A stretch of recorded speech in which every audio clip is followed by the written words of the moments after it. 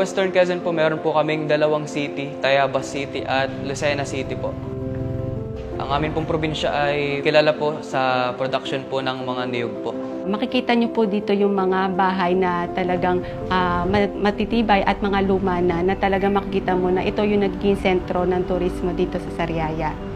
Ang mga produkto naman po ng Lukban, kagaya ng browas, ng tikoy, longganisa. Dito po sa bayan ng Sariaya, napakaganda po ng tanawin pagdating po sa Bundok Banahaw.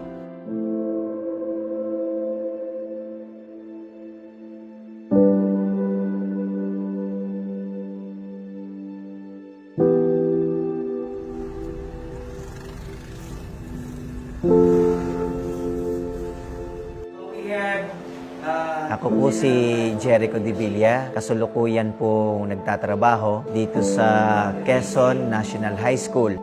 Ako po si Ibarra Quinto. Sa kasalukuyan po, ako ay Disaster Risk Reduction and Management Officer 4 sa ilalim po ng DRRM Office. Maria Cristina Ilaw. Ako po ay nagtatrabaho sa isang sikat na mall dito sa amin sa Lucena. Ako po ay isang counter manager. Ang tawag nila sa akin ay si Boss Rene. Ako po sa ngayon ay nagmamanage po ng isang restaurant at saka po meron po akong maliit na hotel.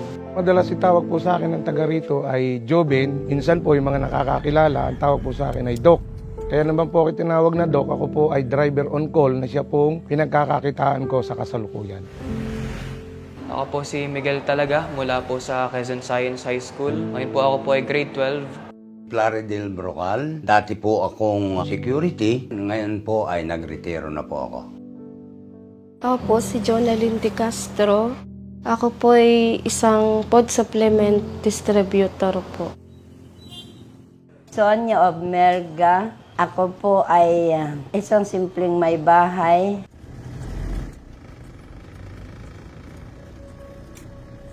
Ang aking mga magulang, ang aking mga kapatid, ay mulat sa pool kami ay Roman Catholic.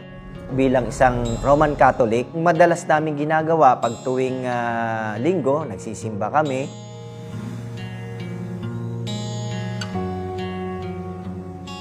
Ako po ay namulat bilang kaanib sa Bible Baptist Church. Meron po akong tiyuhin na isang pastor. Bilang kabataan ay meron po kaming tinatawag na Sunday School.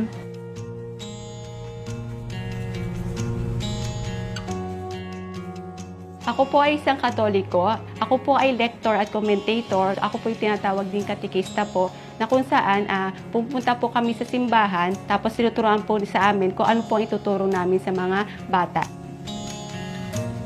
Dati po kaming Katoliko, yun po ang ipinamulat sa amin ng aming mga magulang. Kaya naman kami ay sunod na sunod. Tulad po ng pagsimba-simba, pagsama-sama sa prosesyon, tinatawag nilang Nazareno. Kakasama po ako kasi yun po ang kinagis na namin eh.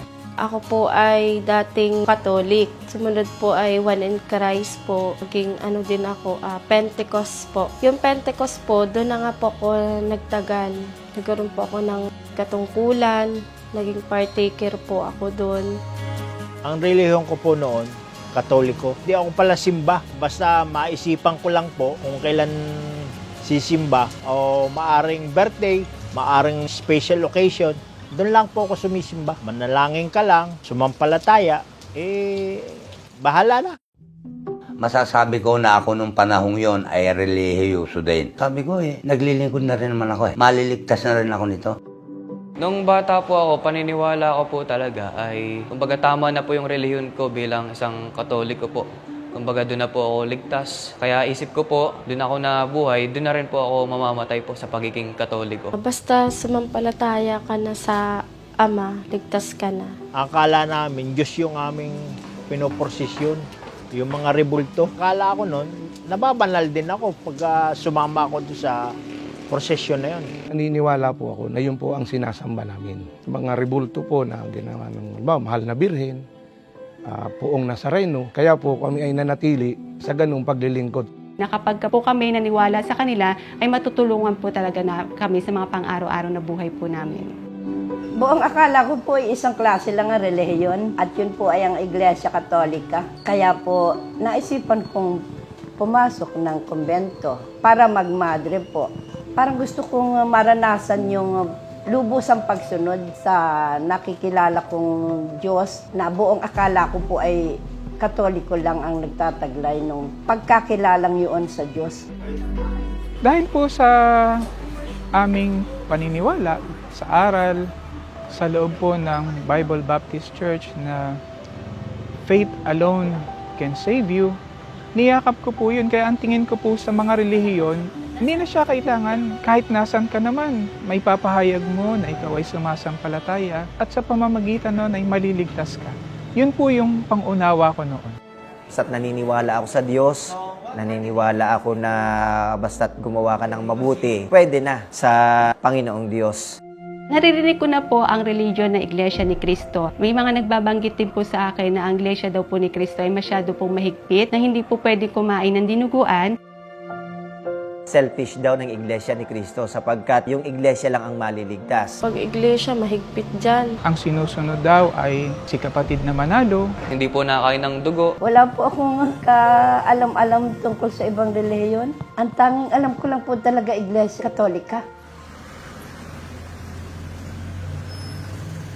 Ang encounter ko po sa iglesia, inanyayahan po ako nung kapatid na si Ka Segundino Cruz at saka po ni Ka Angelina Cruz, yung mag-asawa, sa Zamora Street, Pasay City. Ako po ay tumira sa tiyahin ko para po mag-aral sa Maynila. Pagdadating po ng alas 5 ng hapon, lagi po akong inaanyayahan ng mag-asawa na ang tanong ko po sa kanila, ano pong relihiyon? Ang sagot po sa akin ay Iglesia ni Cristo. Ngayon, ang sagot ko sa kanila, nako, hindi ho ako mag-i-iglesia. 4 years ago po, inimbitahan po ako ng kaklase ko sa pamamahayag po na ginanap po yun sa Quezon Convention Center po. Wala po ako masyadong interest. Kumbaga, nagbigay loob lang po ako sa aking kaklase. First time ko po na nakapasok mismo sa loob ng kapilya ng iglesia ay nang ikasal po yung aking kapatid na lalaki. Pagkagaling ko po sa trabaho, pag uwi ko ng bahay, ibinuksan ko po yung TV at namimili ako ng channel kung ano yung aking panonoorin.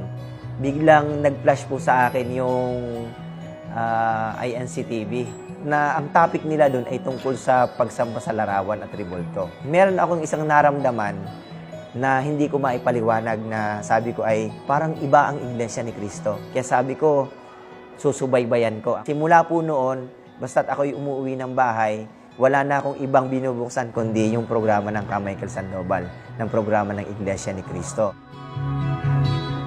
Nung ako po ay nasa kolehiyo po, may mga naging board mate po ako na isang iglesia po. Na napapansin ko po na tuwing madaling araw po ng Huwebes at Linggo ay siya ay naalis para sumamba. Nagtanong po ako sa kanya kung saan po siya nasamba. Tapos yung sinabi po niya, binigyan po niya ako ng pasugo. Tapos inanyayahan po niya ako sa mga gawain po sa Lukban. Sabi ko po sa kanya ay ayoko pumunta kasi naniniwala ako na meron akong sariling religion at yun ang paniniwalaan ko. Pero tatanggapin ko itong pasugo para basahin. Ako'y inimbitahan sa pamamahayag. Yung aking mamangkin, matagal na niya akong niyayaya. Laging dinideny ko yung, kumbaga, pagkakaharap ko lang siya. Saka ako, umuulang ako. Pero pag yung okasyon na, hindi na ako sumasama, tatago na ako. Parang sabi ko nga, pareho lang yan. Makalipas ng 20 taon, yung akin pong pinsan na Iglesia ni Cristo po, siya po ay dumating dito sa Lucena po. At dahil nga po nagkaroon ako ng interes sa relihiyon nung mga time na yon, sinamantala ko po yung pagkakataon na magtanong-tanong din po sa kanya tungkol po sa Diyos, tungkol po sa mga paniniwala ng isang relihiyon po.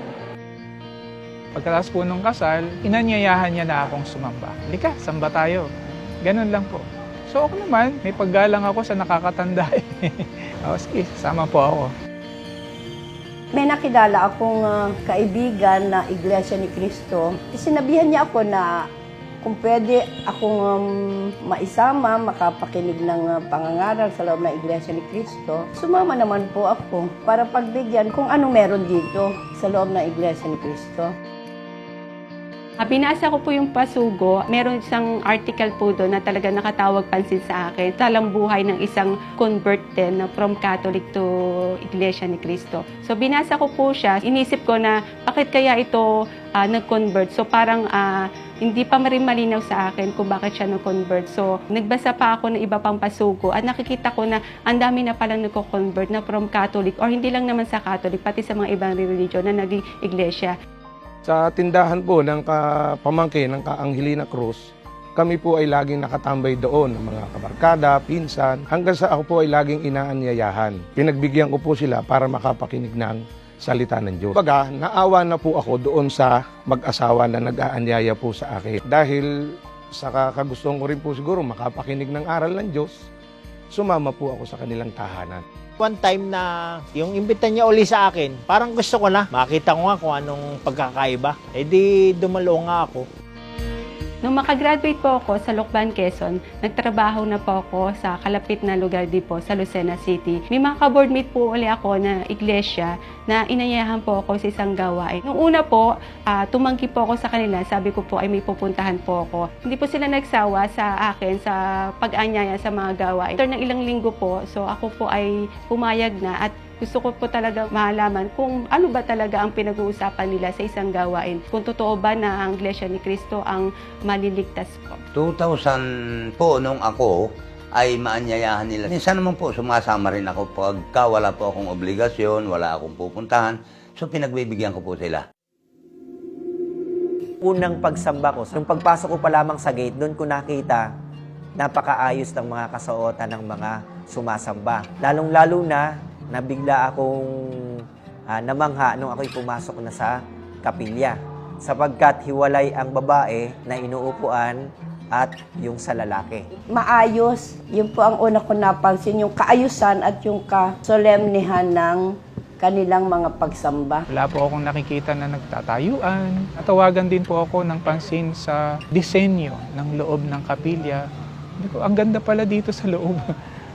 Kasi nakikita ko lang siya lagi sa labas. Kaya medyo naging curious ako, ano ba tong iglesia? At sa pananalangin po, talaga pong sincero po kapag nananalangin. Hindi po minimorya na panalangin, kundi kung ano talaga yung nararamdaman, yun po talaga yung sinasabi sa panalangin. At isa pa po, ay nararamdaman ko po yung pong presensya ng Diyos kapag po nananalangin. Naisama po ako nung isang pamunuan doon sa inihandog na kapilya, diyan po sa may Candelaria. Kung habang umaawit po yung mga awit, doon ko po naranasan, parang hindi ko kayang pigilin na hindi ako iiyak.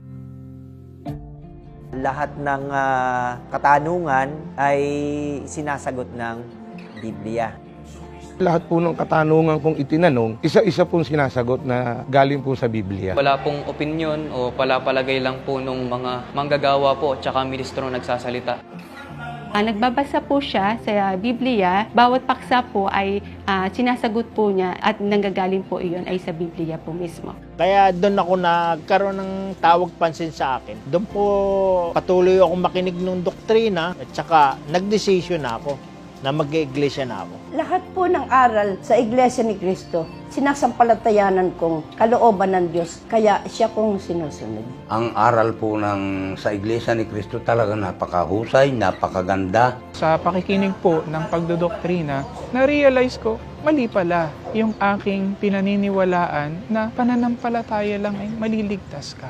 Kailangan mo pala na umanib sa iglesia.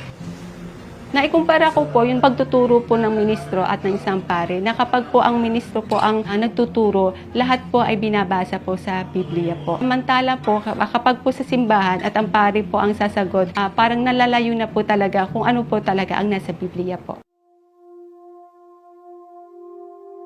Ang turning point ko po kung bakit po ako naging Iglesia ni Cristo, lahat po ng mga aral na tinuturo sa Iglesia ni Cristo ay ito po ang totoo. Lahat po ng mga tinuturo dito ay nanggagaling sa Biblia. Habang nagdodoktrina ang ka-advener, ang unang lesson niya noon ay tungkol sa sino ang tunay na Diyos. Sapagkat ang paniniwala ko po nung una, ang Panginoon Jesucristo ay Diyos, yung narinig ko po ay iisa lang talaga ang Diyos na tunay na sinabi ng Biblia na dapat sambahin. At ang Panginoon Jesucristo ang anak at tagapagligtas at tagapamagitan. sa Ama at sa tao. Yun pa lamang yung aral na yun ay nakumbinsi na po ako na sa Iglesia ni Cristo ang talagang nagtuturo kung sino ang Panginoong Diyos at iisa lang ang Diyos na tunay. At yun po ang aking pinaka-turning point doon sa aking pag-anib sa Iglesia ni Cristo.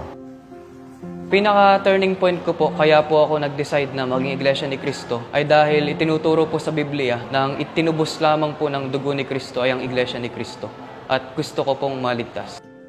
Unti-unti po, nare-realize ko na yung aking kinagisnan ay taliwas.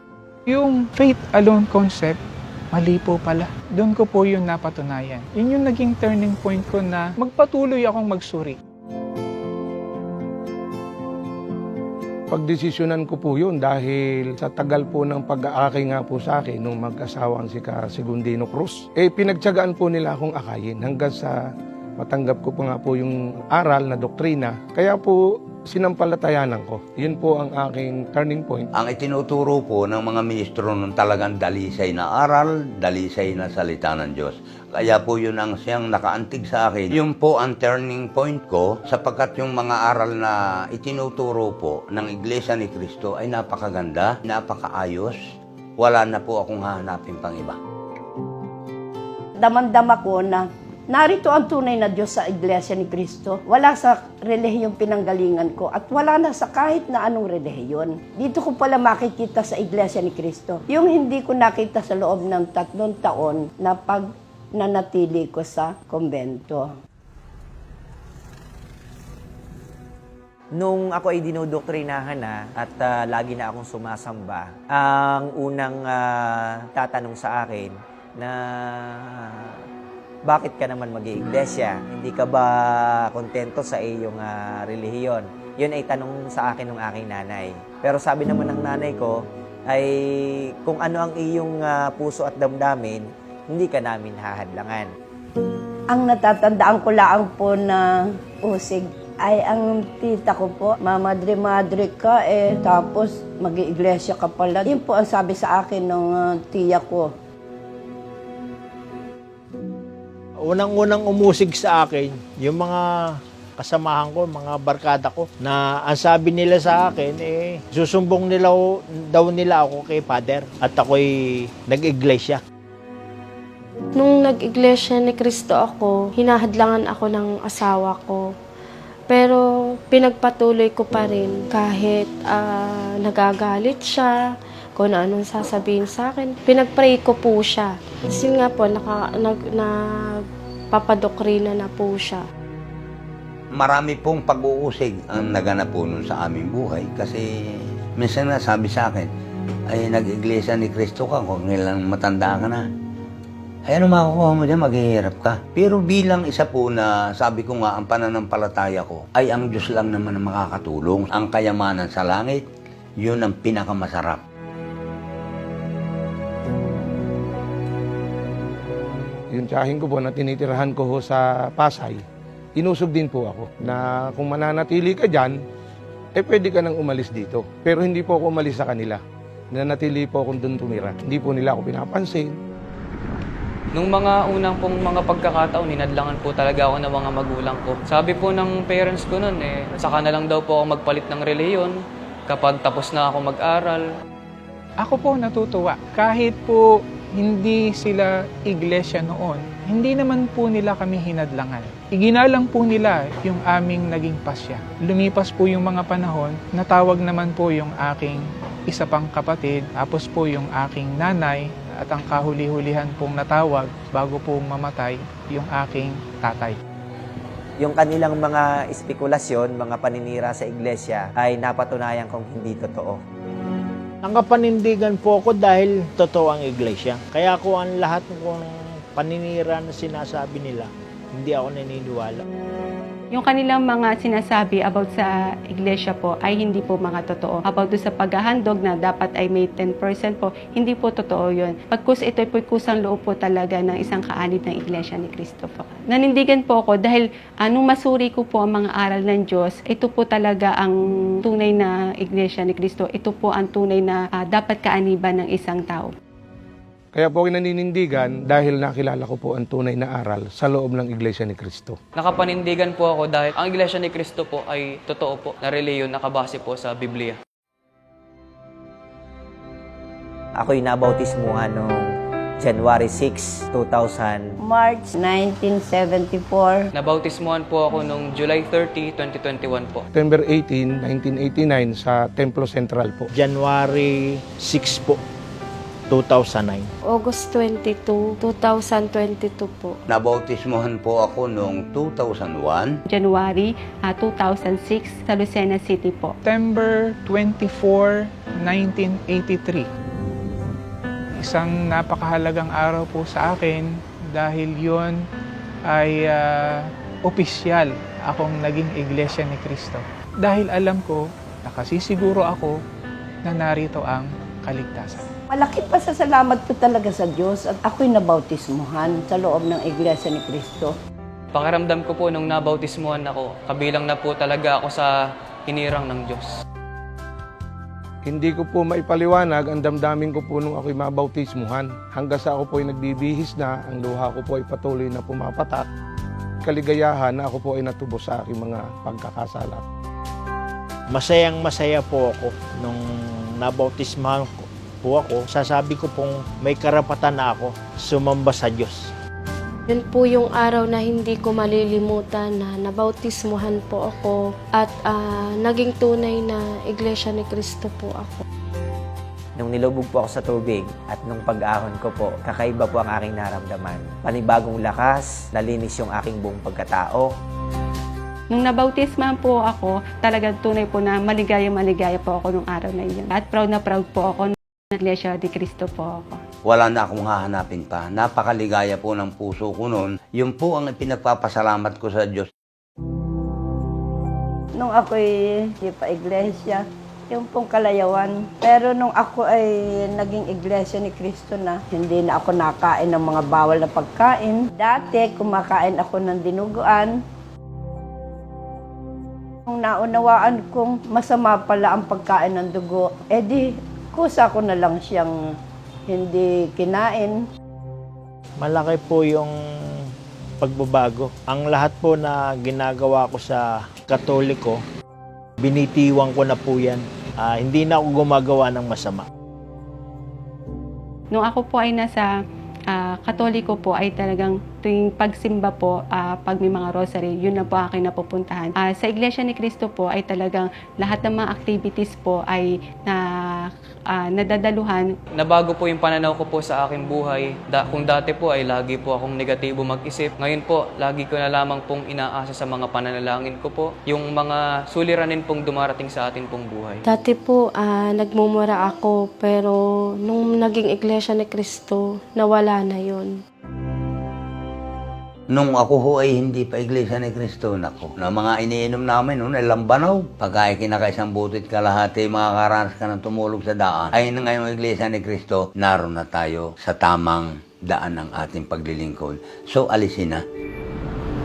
Noong panahon po ng pandemic, nabigla ang lahat kahit kaming mga may tungkulin sapagkat nagkaroon ng matinding restriction sa mga tao noon. Dahil sa ang namamahala ay talagang mahal ang iglesia, ay itinuro sa amin yung mga paraan na kahit ano ang maging sitwasyon, kahit ano ang kalagayan namin, patuloy naming pangangasiwaan ng aming mga kapatid na aming pinangungunahan.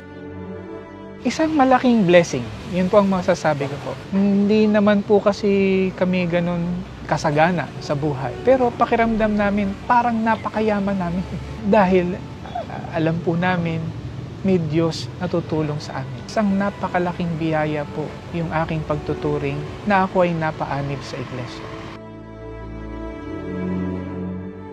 Ang sabi nga ho na naririnig ko sa itinuturo ng pamamahala, manatiling matatag, manalangin, ano man ang pagsubok na dumating sa ating buhay. Lagi ko pong binibilin sa aking mga anak at sa aking asawa, huwag bibitiw ng panalangin dahil doon tayo palalakasin po ng ating Panginoon Diyos. Ang panalangin ko po lagi sa ating Panginoong Diyos ay sana patuloy po bigyan niya po ako ng kasiglahan at ng mga magagamit ko po sa mga paglilingkod sa Kanya. Ang pananaw ko po nung dumating ang pandemic na yun, may Diyos ako sa Iglesia ni Cristo na siyang tutulong, siyang aalalay, siya naming kanlungan sa panahon ng aming pangangailangan. Napakasarap po na ang Panginoong Diyos ay naglagay ng pamamahala. Tinuruan tayo kung paano kumapit sa Diyos, magtiwala sa Diyos. Ang unang pangako ko po sa Diyos hanggang kamatayan, Iglesia ni Cristo po kami. Ang lahat po na nangyayari sa buhay ko, haharapin ko po na kasama lagi namin ang Panginoong Diyos. Lahat ititiwala po namin sa Kanya.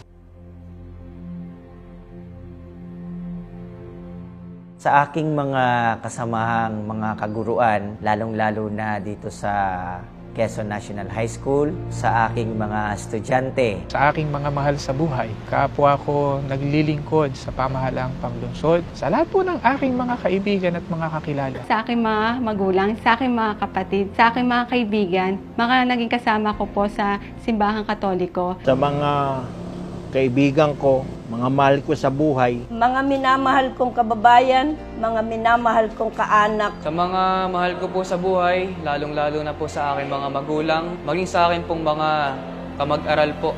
Mga kaibigan, mga kapatid ko, at lahat ng naninirahan sa Pagbilao, Quezon. Sa mga kababayan ko po dito sa bayan ng Chaong, inaanyayahan ko kayo magsuri sa tinuturo ng Iglesia ni Cristo. Suriin po ninyo ang aral sa loob ng Iglesia ni Cristo. Pwede po kayong manood na makinig sa mga YouTube channel po ng Iglesia ni Cristo po. At makikita nyo po doon, malalaman nyo po ang katotohanan po sa Iglesia ni Cristo. narito ang tunay na Diyos na dapat yung makilala. Subukan niyo magsuri sa Iglesia ni Cristo sapagkat nariyan ang tunay na paglilingkod sa Diyos. at hindi po kayo magsisisi sapagkat doon po natin matututunan ano ang kahalagahan ng relihiyon sa isang tao. Sana kung papaano ko pong pinakinggan yung mga aral ng Iglesia ni Cristo, sana po ay magawa nyo rin po yun at sampalatayanan upang sama-sama po tayo magkaroon ng pagkakilala sa mga tunay na paglilingkod sa ating pong Panginoong Diyos.